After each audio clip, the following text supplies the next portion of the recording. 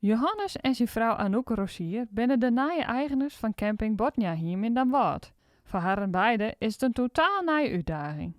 Het is een mooi, uniek stukje hier in de Bosch. Het Steel even te Keep.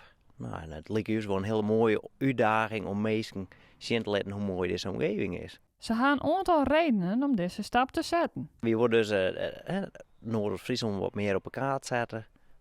Mensen zien laten hoe mooi die er is. De rust, de natuur, oneindige fietspaden natuurlijk. En ja, we willen eigenlijk een beetje uitbreiden. Camperplakken zit nog op de planning. En dan mooi. Maar de zoekerijen nice, dat is lijkt dus een prachtige mooie locatie voor mensen die tot hun rust komen willen.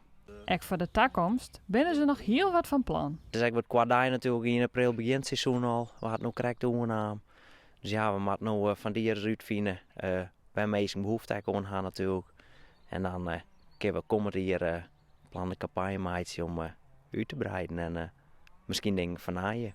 Vorige eigenaar ziet niet al 30 hier natuurlijk. Dus we willen er ons eigen plekje weer wat van maken. En zien wat mensen nodig hebben en wat mensen leuk vinden. De eerste ideeën binnen al bedacht en er is zelfs al actie op ondernaam. We zijn nu inderdaad met de receptie ondergang. Die krijgt even een orentent. Een beetje modernere tent, een beetje ons eigen. En in principe, de planning is wel om na het seizoen voor een sanitair gebouw te zetten. Een beetje met duurzaamheid natuurlijk. Dus dat is eigenlijk het eerste wat straks echt, of de eerste grote wat straks echt gaat gebeuren. En de camperplakken, die willen we zo snel mogelijk realiseren. Dus, zodat er van hier een gebruik van maken worden. Nevens de nieuwe eigenaren is de camping heel aantrekkelijk voor toeristen. Je ziet wel een beetje om je heen. Het is mooie natuur hier. Het is hier rustig. Je zit je voort bij de centrale. Je kunt overal komen. Een mooie ontsluiting naar de Wadentag.